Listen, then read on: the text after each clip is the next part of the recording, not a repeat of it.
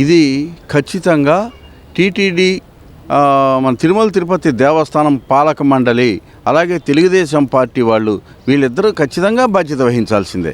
వాళ్ళదే బాధ్యత. ఎందుకనంటే 10వ తారీఖున వైకుంఠ ఏకాదశి అని చెప్పి జనాలు తాకిడి ఎక్కువగా ఉంటుందని చెప్పి మీకు తెలుసా తెలీదా? తెలియకుండా ఉండటానికి మీరు అసలు అక్కడ కూర్చున్న పాలక మండలేనా కాదా? అనుభవం లేని బిఆర్ నాయుడు లాంటి వాళ్ళని తీసుకొని ఇలా తీసుకొని అక్కడ చైర్మన్గా కూర్చోబెడితే వచ్చేటువంటి అనర్థాలు ఈ రకంగానే ఉంటాయి. అనుభవం ఉన్న వ్యక్తి అని తీసుకొచ్చిన శ్యామలరావు అక్కడ నుంచి ఏం చేస్తున్నాడు? ఈ సందర్భంగా నేను ప్రశ్నిస్తున్నా, ఏం చేస్తున్నారు మీరంతా? 10వ తారీఖున వైకుంఠ ఏకాదశి సందర్భంగా ఉత్తర ద్వార దర్శనం చేసుకొని ముక్తిని పొందాలనుకున్నటువంటి అశేషమైనటువంటి భక్తుల్ని వాళ్ళ మనోభావాలతో ఆడుకొని వాళ్ళని డైరెక్ట్గా వైకుంఠానికే పంపించేసినటువంటి ఘనత వహించిన తెలుగుదేశం పార్టీ, ఈ కూటమి ప్రభుత్వం, ఈ టీటీడీ పాలక మండలి దీనికి ఖచ్చితంగా ఆన్సర్ చెప్పి తీరాలి. గతంలో భక్తుల మనోభావాలతో ఆడుకున్నారని చెప్పి లడ్డు విషయంలో ఏదో కల్తీ జరిగిపోయిందని చెప్పేసి నానాయాగి చేశారు కదా. ఈ బాధ్యత ఎవరు తీసుకుంటారు? చంద్రబాబు నాయుడు గారు. మిమ్మల్ని సూటిగా ప్రశ్నిస్తున్నాం. మీరు అధికారులు తప్పుదామని చెప్పేసి అధికారుల మీద పడేసి తప్పించుకొద్దామని చూసుకుంటున్నారా? బిఆర్ నాయుడు గారు రాత్రి అదే చెప్పాడు. ఇది దేవుడు చేసినటువంటి నిర్ణయంట. దేవుడు దర్శనం చేసుకుందాం వచ్చిన వాళ్ళకి డైరెక్ట్గా వైకుంఠానికి తీసుకెళ్ళమని దేవుడు చెప్పాడా? మీరు చెప్పారా?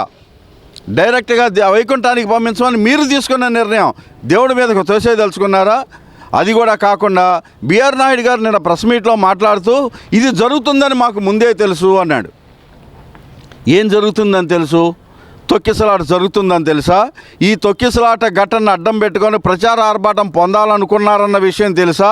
ఈ తొక్కిసలాట ఘటన ద్వారా దీన్ని ఒక సినిమాలాగా చిత్రీకరించి దీన్ని వాడుకోవాలనుకున్నారన్న సంగతి మీకు తెలుసా? ఏమి తెలుసా అని మీరు ఈ మాట మాట్లాడారు.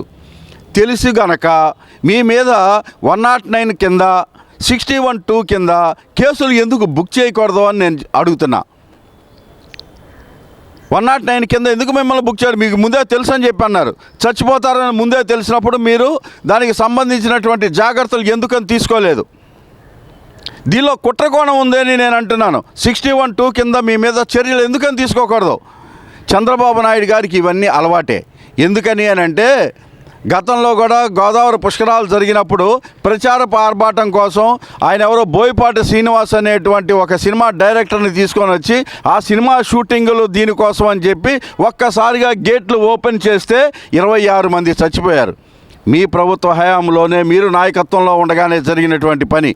అందుకని మీకు అలవాటని నేను అంటున్నా.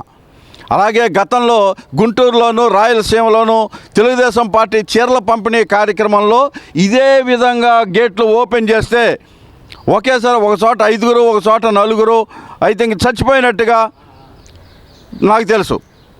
మరి దీనికి కూడా మీరే మీ హయాంలో మీ నాయకత్వంలో జరిగినటువంటి విషయమే. ఇవాళ మళ్ళీ టీటీడీ దేవస్థానంలో వైకుంఠ ఏకాదశి సందర్భంగా మళ్ళీ ఇలాంటి పరమైనటువంటి ఒక తప్పుడు ఆలోచనని దీన్ని అమల్లోకి తీసుకొని వచ్చి ఈ భక్తులందరినీ ఒక్కసారిగా పార్కులోకి నెట్టేసి గేట్లు వేసేసి బయటికి రానివ్వకుండా లోపల ఉన్న వాళ్ళకి ఆహారాలు లేకుండా నీళ్లు లేకుండా నానా చిత్రహింసలకి గురి చేసినటువంటి మీరు ఎందుకు శిక్షార్హులు కాదు అని నేను ప్రశ్నించదలుచుకున్నా. గతంలో మన ఈ లడ్డూ ప్రసాదం విషయంలో అపచారం జరిగిపోయింది అనే పవన్ కళ్యాణ్ గారిని కూడా నేను ప్రశ్నించదలుచుకున్నా. అయ్యా, గుడి మెట్లన్నీ కడుక్కుంటూ నానా ఇది చేశారు కదా దీక్షలు తీసుకొని. ఇప్పుడు మీరు ఏ దీక్ష తీసుకొని మీ పాప ప్రక్షాళన కోసం ఏం చేయబోతున్నారు? ఏం దీక్ష తీసుకోదలుచుకున్నారు? ఎన్ని రోజులు దీక్ష చేయదలుచుకున్నారు? ఇది మీ పాపానికి పరిహారం చేసుకోవటానికి మీరు ఏ నిర్ణయం తీసుకుంటున్నారో జనాలకు చెప్పాలి. ఇది మీకు భాగస్వామ్యం లేదంటారా? లడ్డూ ప్రసాదం విషయంలో అపచారం జరిగిపోయింది అని అన్నప్పుడు ఇప్పుడు దీనికి మీరు బాధ్యత ఎందుకు తీసుకోరు అని ప్రశ్నిస్తున్నా. అలాగే హైదరాబాదు పుష్ప 2 రిలీజ్ సందర్భంగా జరిగినటువంటి తొక్కిసలాటలో అల్లు అర్జున్ని ఒక రోజు తీసుకొని వెళ్ళి జైల్లో పెట్టినటువంటి విషయం పవన్ కళ్యాణ్ గారు మీకు తెలుసు, భారతదేశంలో ఉన్న ప్రతి ఒక్కరికి కూడా తెలుసు. మన అల్లు అర్జున్ని జైల్లో పెట్టినప్పుడు దీనికి బాధ్యత వహిస్తూ మిమ్మల్ని ఎందుకు మీ మీద చట్ట ప్రకారమైనటువంటి చర్యలు ఎందుకు తీసుకోకూడదు అని ప్రశ్నిస్తున్నా. మీరు ప్రశ్నించదలుచుకోవటానికి రాలేదా? మీరు ప్రశ్నించే మనుషులు కాదా? అసలు పార్టీ పెట్టిందే మేము ప్రశ్నించడానికి అన్నారు కదా. మరి అధికారంలోకి వచ్చిన తర్వాత ప్రక్షాళన చేసుకోవటానికి గుడిమెట్లన్నీ కడిగారు, దీక్షలు చేశారు, ఇది తీసుకున్నారు కదా. సనాతన ధర్మం మంట కలిసిపోతుంది అన్నారు కదా. ఏ సనాతన ధర్మం భక్తుల మనోభావాలతో ఆడుకోమని చెప్పింది? ఏ సనాతన ధర్మం వీళ్ళ యొక్క ప్రాణాలను హరించమని చెప్పింది? దీనికి మీరు సమాధానం చెప్పరా? ఏం చేయదలుచుకున్నారు? పుష్ప చుట్టూ ఘటనలో అక్కడ జరిగిన ఆయన్ని జైల్లో పెట్టినప్పుడు మీ మీద చట్టపరమైన చర్యలు ఎందుకు తీసుకోకూడదు? దీన్ని నేను డిమాండ్ చేస్తున్నాను. కేంద్ర దర్యాప్తు సంస్థ అయినటువంటి సిబిఐ చేత కానీ, సుప్రీంకోర్టు న్యాయమూర్తి చేత కానీ దీని మీద న్యాయ విచారణ జరిపించాలి. మీ అందరూ శిక్షార్హులే. 109 కింద 61(2) కింద మీ మీద ఎఫ్ఐఆర్ బుక్ చేసి మిమ్మల్ని ప్రాసిక్యూట్ చేయాల్సిన అవసరం ఉందని చెప్పి ఈ సందర్భంగా తెలియజేస్తున్నా. మీరు ఏ రకంగానూ దీన్ని తప్పించుకోలేరు. మీరు ఎన్ని వాగ్దానాలు ఇచ్చి ఏమేమి హామీలను ప్రకటించి అధికారంలోకి వచ్చారో సంగతి మర్చిపోయి వీటిలన్నింటినీ గాలి కొదిలేసి రోజుకో సంఘటన ఒకటి తీసుకొని జనాల మైండ్ని డైవర్ట్ చేయడం కోసం నానా ప్రచార పార్బాటాలు చేసుకుంటూ ఒక సంవత్సరం ఒకటి అంటారు, ఇంకోటిసారి లడ్డు అంటారు, ఇంకోటిసారి ఇంకోటి అంటారు. ఈ రకమైనటువంటి ప్రచార పార్బాటాలతో మీ యొక్క హామీలని పక్కన పడేసి జనాల యొక్క వాళ్ళ బతుకుల్ని దేవుడికి వదిలిపెట్టేసి భక్తుల మనోభావాలతో ఆడుకుంటారా? రెడ్ బుక్ రాజ్యాంగం అమల్లోకి తీసుకొస్తామని చెప్పి సోషల్ మీడియా కేసుల్లో కొన్ని వందల మందిని జైళ్ళ చుట్టూ, పోలీస్ స్టేషన్ల చుట్టూ, కోర్టుల చుట్టూ తిప్పుతున్నారు. దీని మీద బాధ్యత మీరు తీసుకోండి. వీటిలన్నింటినీ పక్కన పెట్టి మీరు ఇచ్చినటువంటి హామీలను నెరవేర్చడానికి మీరేం చేస్తున్నారో అవి జనాలకి చెప్పండి. మీ హయాంలో జరిగినటువంటి పాపాలకి ప్రాయశ్చిత్తంగా మీరేం చేసుకోబోతున్నారో చెప్పండి. ఎవడి మీద శిక్షలు ఏ అధికారి మీద దీన్ని మోపదలుచుకున్నారో చెప్పండి. అధికారుల మీదకు తోసేసి మీరు పక్కగానే కూర్చొని చేతులు దులుపుకోవాలని మీరు ప్రయత్నిస్తున్నారా? ఈ పాపంలో మీకు భాగస్వామ్యం లేదా? బాగా ఉంది అని అనుకుంటే మీరు ప్రశ్నించండి. ఎవరు బాధ్యులో వారిని శిక్షించడానికి ప్రయత్నించండి. మీరు బాధ్యత తీసుకున్నారు. గతంలో లడ్డు విషయంలో గుడిమెట్లన్నీ కడిగారు. దీనికి కూడా బాధ్యత తీసుకోండి. రాజీనామా చేస్తారా? దీనికి బాధ్యత వహిస్తూ రాజీనామా చేస్తారా? తెలుగుదేశం ప్రభుత్వాన్ని మొత్తాన్ని రాజీనామా చేయమని అడుగుతారా? ఈ చచ్చిపోయిన వాళ్ళ యొక్క ప్రాణాలను ఎవరు తీసుకొచ్చేస్తారు?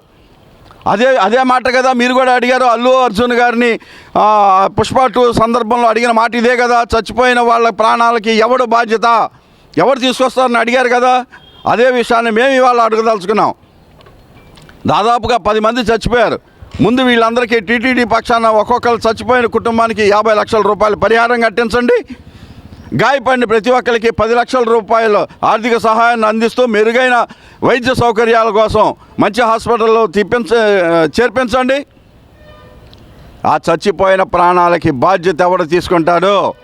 చంద్రబాబు నాయుడు గారు మిమ్మల్ని అడుగుతున్నా, లోకేష్ బాబు గారు మిమ్మల్ని అడుగుతున్నా, కూటమి ప్రభుత్వాన్ని అడుగుతున్నాను, బీజేపీ వాళ్ళని అడుగుతున్నాను, జనసేనని పవన్ కళ్యాణ్ని అడుగుతున్నాను, శ్యామలరావు గారిని అడుగుతున్నాను, ముఖ్యంగా రావు గారిని, బిఆర్ నాయుడు గారిని అడుగుతున్నాం.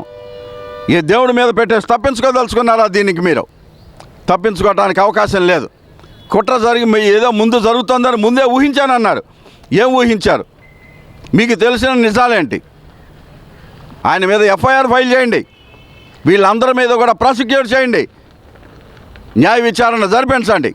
అంతేగాని మీ యొక్క అవివేకమైనటువంటి చర్యలతో జనాన్ని తప్పుదోవ పట్టిద్దామని చెప్పి మీరు ఇచ్చిన హామీలను జనాలు మర్చిపోవటం కోసం డైవర్ట్ పాలిటిక్స్ చేస్తూ ఎన్ని నెలలు ఎన్ని సంవత్సరాలు గడపదలుచుకున్నారు.